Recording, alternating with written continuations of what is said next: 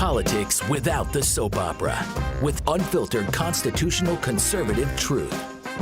The Conservative Review with Daniel Horowitz. And welcome back, fellow American patriots and forgotten taxpayers. You are not forgotten forever. You will always be remembered by your host, Daniel Horowitz, at the Conservative Review podcast. I do have a little bit of a cold today, but we will try to make this a long show, the grand finale. It is December 20th, but for us, it may as well be December 31st, because this will be our last show for the year, as many take off the full week. Believe me, I'm not taking off. We are going to pound away with our written content. You could follow me on Twitter at rmconservative. You could email me. This is interactive. We're going to improve on that next year, hopefully. Every year we grow. Every year we innovate. This is a movement. We're not going away. We are going to tell the truth and throw the red flags on the political class every day. Every day I wake up, I'm going to speak the truth on as many issues as I can possibly cover. And believe me, we're not going away. It will be a week and a half hiatus. And that's just really from video. We are going to have a special guest today, very special guest, Steve Deace, my soulmate in this business, colleague here at Blaze Media. And, I just want to first take an opportunity to thank my employer, Blaze Media. Not many people would give someone like me a platform. Let's put it that way. I speak the truth on too many issues, too bluntly, that very few people are willing to hear it. Given that this movement is rotten to its core and no one really is conservative anymore or cares about conservative outcomes, there's a lot where that is coming from. And there's a reason for that. The money dictates it. So the fact that they are willing to put up with me and give me this platform, I'm certainly thankful of that. I'm thankful of all of you for giving me this platform, for listening, for sticking with me for all these years, as well as the new audience this year. We added the video component in the middle of the year. It was certainly a very productive year. We've accomplished so much on immigration, on the border, but also giving specific stories, specific personal stories. It's something I want to do more next year, have victims of crime on the show to give their perspective that nobody else in politics or media cares about anymore. I want to focus more on primaries, the few that we can make a difference in. I want to focus more on state issues that maybe we have a better shot at influencing. Those of you who have been here for quite some time know that I'm not a complainer. Everyone is, some people accuse me of, you just whine, you complain. Nobody has put out more forward-looking articles and ideas on very specific issues and strategies than I have. And that's really what animates me. I'm animated by the fact that it doesn't have to be this way. Politics doesn't have to be this broken. The Republican Party doesn't have to be this way. We don't have to put up with only the Democrat or Republican parties. Problem is, we need more people willing to push some of these common sense ideas. So in that vein, forward-looking, I want to just give, I wouldn't say a closing argument because it's over with, but a post-mortem on this entire 2-week period with conservatives getting crushed by the Republican Party and President Trump, screwing us on a year's worth of budgetary and legislative priorities while they are impeaching him. It's surreal. You look at this movement. We have so much noise, banging, noise. We have a harmony without a melody. We have an icing without a cake. We have cheerleaders without a football team. What impeachment was like is two cheerleader teams like yelling at each other, except one actually has a football team on the field. There's only one team on the field. So we yell at each other over impeachment. And the president, just today, we'll put it up on the screen here. I'll read his tweet. By the time you hear this, he would have already signed it. I will be signing our $738 billion defense spending bill today. It will include 12 weeks paid parental leave, give our troops a raise, importantly creates the space for southern border wall funding, repeals Cadillac tax on health plans, raising smoking age to 21. Big. So first of all, if any of you thought the swamp forced Trump to do this, no. Trump's White House negotiated this. He wanted the raising of the smoking age. He wanted that. So that's just out there. Now, I don't know what he's talking about here. It's the conflation of three different bills, but I mean, that's how he kind of talks. It's not one. It's a defense authorization bill, it's a defense spending bill, and then the rest of the spending bills. Each one contains a different one of those provisions. Now, he says there's a troop raise. Well, yeah, but there's also a 3.1% pay raise for all the federal workers that are undermining his presidency. But, I guess Trump likes to be a masochist. The paid parental leave, that's for them as well. The Cadillac tax repeal, I love it. Do you know the Democrats all voted for it and they put out a press release praising it for the very reasons Congressman Chip Roy and I discussed yesterday, because it actually helps Obamacare? The smoking age. I mean, this is a man. I mean, basically, sanctuary cities have cut his you-know-what off. I mean, states are owning the federal government on immigration, yet we take from the states the smoking age. So there you go. Democrats tell us we're nothing but feces. We elect Republicans, including President Trump, to tell us that the feces on our leg is really water. It's really medicinal. So it's a medicinal healing powers. It's good for us. Go drink it. I mean, don't lie to us. Just say, look, it's the end of the year. It's before Christmas. I don't have the fight in me, so I'm just giving them what they want. Don't lie to me. And the reason why I'm doing this is for a very important reason. It's not to cry over spilt milk. It's what does the second term look like? So next, it's 3 years, but it's really 4 years because this signs away the entire leverage. All these three bills, that's it. There's nothing more, meaning you could have an illegal alien 9/11 take place and you won't have a must-pass piece of legislation intersecting with that event that you could leverage action. There's nothing left. This is it. So this is it for the first term. And this is the biggest thing. Now, of course, he doesn't mention all of the garbage that's in the bill, all that's not in it, all the stuff we talked about that keeps growing every day, that his negotiation team knew about it. And friends, this is the joke.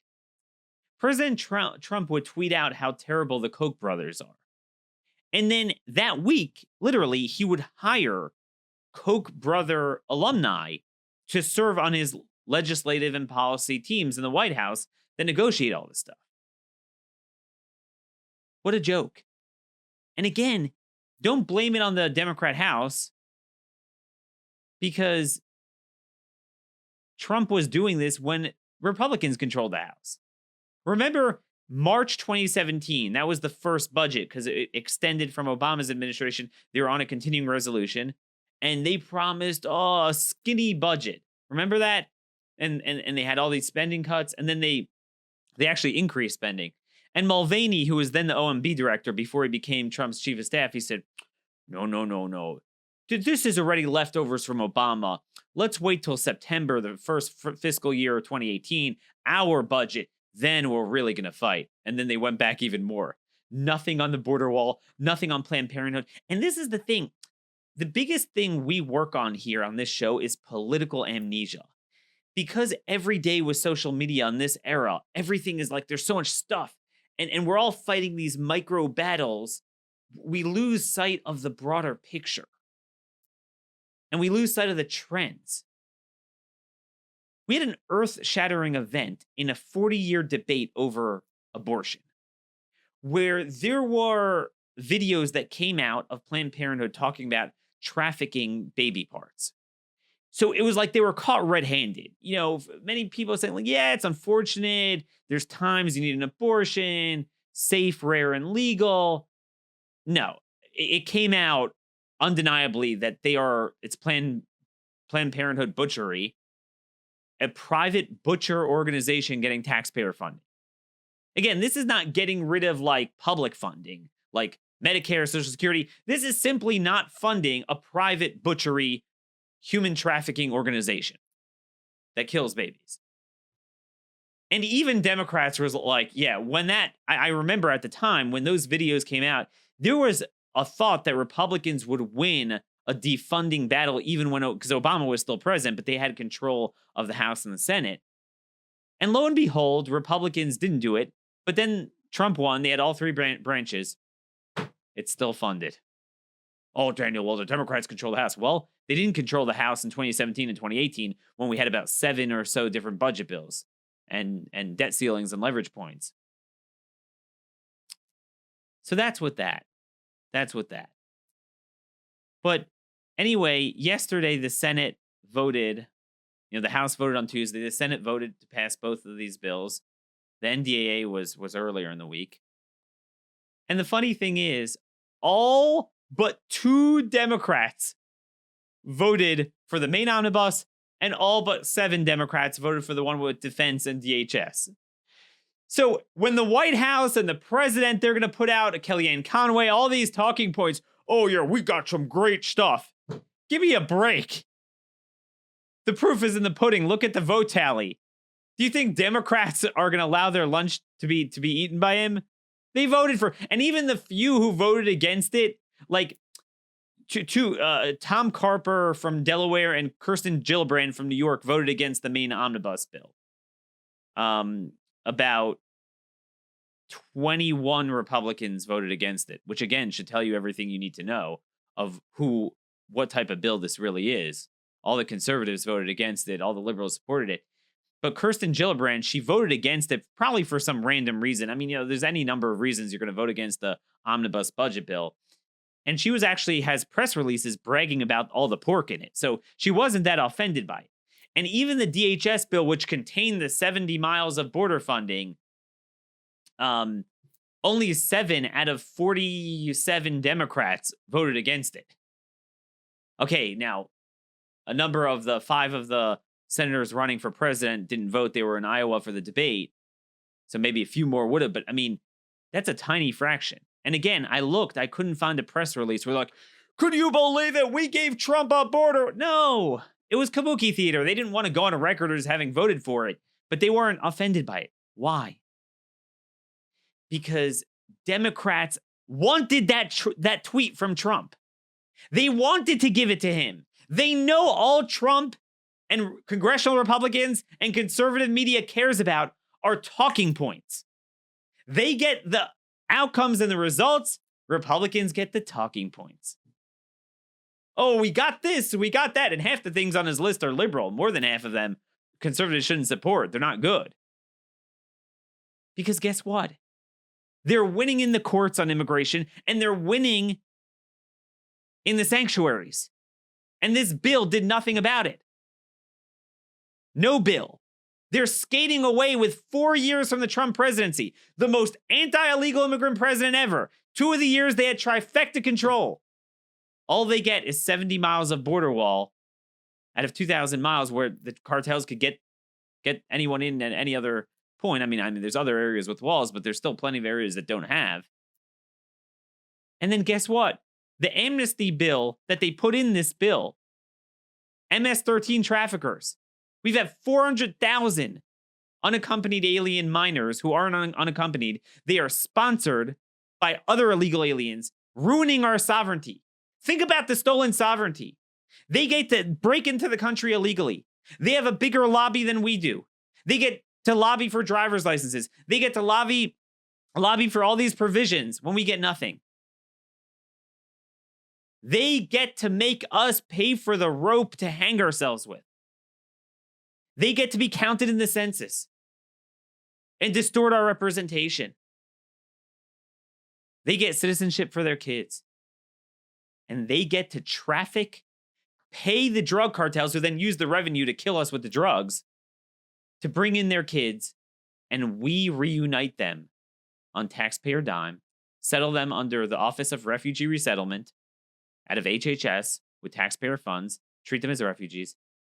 And their reward for doing that under this bill that Trump is signing today is that they get shielded from ICE's removal powers. That is so much bigger than a border wall. It's not as sexy as oh, I got border wall funding. And that's the thing. Democrats aren't stupid. They know Trump likes symbolism and talking points. That provision, I will tell you without any exaggeration, that is the worst amnesty provision codified into statute since 1986. We've had a lot of bad things, but they were executive or judicial. This is actually codified into statute by the legislature. Hundreds of thousands of people engaging in bringing in the worst MS-13 members. Just yesterday in Maryland, we had another girl who was discovered killed by 4 18th Street members. I'm trying to get their information, but what it appears is they're all 16 to 24 years old. They were brought in recently by these very sponsors that are now going to get amnesty. So remember, not only is interior enforcement more important than a border wall, which the Democrats understand that, but this provision that they put in defeats the border wall too, because first of all, it's only 70 miles, but even if you had 2,000 miles, under this policy, if you are come in as just a teen, and again, they're not kidnapped, they're not unaccompanied, it's orchestrated. The parents are bringing them in, but they know to bring them in alone. We, under erroneous policy, we will bring them in and resettle them and then give the parents amnesty or whatever other relative. Or now what's going to happen is just any person, even if their kids are already here or they don't have kids, but if they know that's going to be their ticket to amnesty, they're going to start kidnapping and trafficking and all sorts of stuff. This is the only place you're going to hear about this. Talked to Tom Homan about it. We spoke offline a couple days ago. He was furious about it. He's the former ICE director. Anyone who works for ICE understands this. Democrats understand this. But the Teletubby Republicans don't understand it. And I hate to say, President Trump is being nothing but a Teletubby here. We get talking points, they get results. And you want to talk about results. Folks, you need to read this article of mine. We'll put up here on the screen for our video audience so you can see the census report that our buddies at the Center for Immigration Studies put out. Mass migration has given Democrat states 24 more seats. Could you imagine a greater stolen sovereignty than that? A greater threat to self-governance? We don't have a country for citizens anymore. The value of citizenship is meaningless. This cuts to the core of the Declaration of Independence. This is the core of my book, Stolen Sovereignty. What Stephen Camarata and Karen Ziegler at CIS did is they took the census data and they figured out how much did Democrats gain out of Hart-Celler, the 1965 immigration bill. If you add that all up, plus the illegal immigration it spawned, how many extra seats, meaning if you would take that out, what would the composition of reapportionment look like in the 2020 census? And what does it look like with all that immigration? And it turns out that there's a total of 26 states that transfer, 26 seats that get transferred, but 24 more seats are lost from states that Trump won. They found that Ohio loses 3 seats, the most. Michigan and Pennsylvania have 2 fewer. Alabama, Arkansas, Georgia, Idaho, Indiana, Iowa, Kentucky, Louisiana, Minnesota, Mississippi, Wisconsin, North Carolina, Oklahoma, Rhode Island, South Carolina, Tennessee, Utah, West Virginia, all lose a seat. California, of course, has gained 11 seats as a result of immigration. New York has 4 more. New Jersey has 2 more. Massachusetts gets 1 more. Illinois gets 1 more. Now, Texas did get 4 more, but it came at a cost. So it juiced up a red state, but now it's making the red state, well, not so red. Now, again, this doesn't mean just these 10 years for this census. It means they looked at the immigration in totality, since 1970. So that's number one. Mass migration has an effect. Number two is even worse. Not only do we have mass migration, then we count immigrants and illegal immigrants in the census. And I don't just mean counting them in the census, that's fine. I mean, we count them and factor them in for reapportionment. Meaning the idea is citizens should vote. Only citizens vote. So only citizens should be counted in reapportionment, because otherwise it's the immigrants are having almost as powerful of a vote, because if they are distorting representation, think about it. So again, a lot of these immigrants since 1970 have become citizens. So obviously they, get to be counted, but CIS is giving you a measure of just how much immigration has affected it. Now they're naturalized citizens. But if you look at those who are still immigrants, we shouldn't be counting them. That is responsible for 10 seats being transferred. That's a 10 electoral college votes. Remember, in the foreseeable future, Republicans have a very narrow window with the electoral college. That makes a big difference. Do you know how many contentious pieces of legislation passed the House with a margin of less than 10 votes? Obamacare. And remember, if you factor in all immigrations, 24 seats, that's more than, Republicans need 21 seats to win back the House. Friends, that is what winning looks like. That's what three-dimensional chess looks like. That's what outcomes, successful outcomes, playing the long game looks like. Democrats play the game. Republicans, Bill Lee, the Tennessee governor, a state Republican, Trump carried by 30 points. More refugees. He wants more refugees. Meanwhile, Tennessee has lost the state because of lost the seat because of all this immigration. And remember, it's not just from state to state. It's even within the states. What are all the areas getting illegal immigrants and legal immigrants? It's mainly the metro areas. So the rural areas lose out. So meaning even if it's a red state, but it's going to be the urban areas getting potentially an extra seat within the state because they're counted that way. And Democrats get an extra seat that way. So Texas is the perfect example. It's not going to be Northwest Texas getting it. It's going to be Houston and the Rio Grande Valley that get it. There is no reason we should be counting them in the census. Again, those that are already naturalized, they're naturalized, nothing you can do, but it is an argument for shutting off immigration. But in terms of the census, just this decade, not in totality, just this new census, red states are going to lose 3 seats to blue states because of illegal immigrants being counted in the census. This was the entire impetus that Madison said, and Roger Sherman and Joseph Story, why they transferred immigration power, which resided with the states under the Articles of Confederation, to the federal government under the new Constitution in 1789. The reason was because they didn't want states just being selfish and juicing up their numbers with too many immigrants of a kind that aren't good for the country at large, but they get to juice up their numbers. It wasn't fair. That's why it was given to the federal government. And yet that's literally what's happening.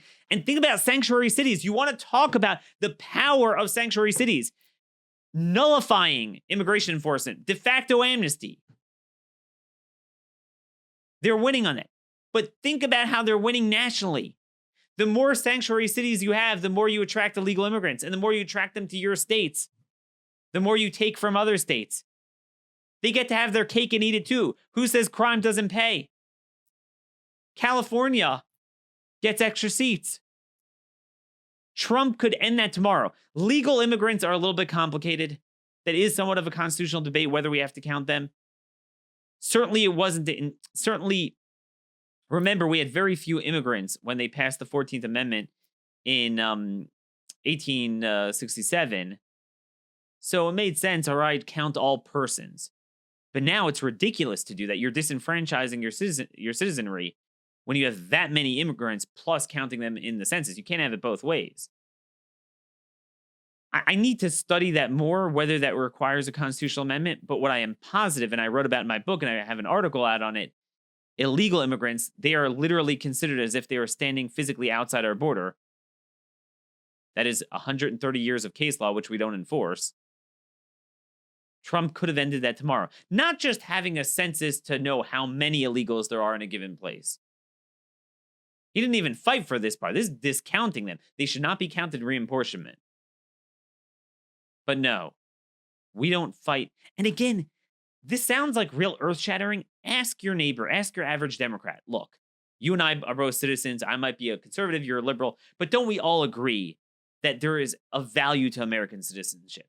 You might want more immigrants to come in and then to become citizens, but 90% of people you would speak to would say, look, we need to hold a certain level of citizenship above being a non-citizen, and they shouldn't be counted in the census in terms of reapportionment. Even if you want to count them in terms of block grant funding to states and certain programs, but not in the terms of affecting reapportionment, because again, you have immigrants, running the show. This is what they have there. Scalia said in U.S. v. Arizona, the naturalization power was given to Congress not to abrogate states' power to exclude those they did not want, but to vindicate it. Meaning it was to help states not be affected by mass migration, not the other way around. You know what's so perplexing about Republicans? Maybe we'll talk to Steve Deace about this. Get his take on it. I get it, they don't care about outcomes. Their whole thing is to win elections. I understand that. But the problem is, paradoxically, by them joining with the left on open borders, they're going to make it that they can no longer get elected in order to get in power and do nothing with it. That's the funny thing. Till next year, this has been our final episode. Enjoy your family time. Merry Christmas to you. Happy Hanukkah. Happy New Year. And let's hope for a better year.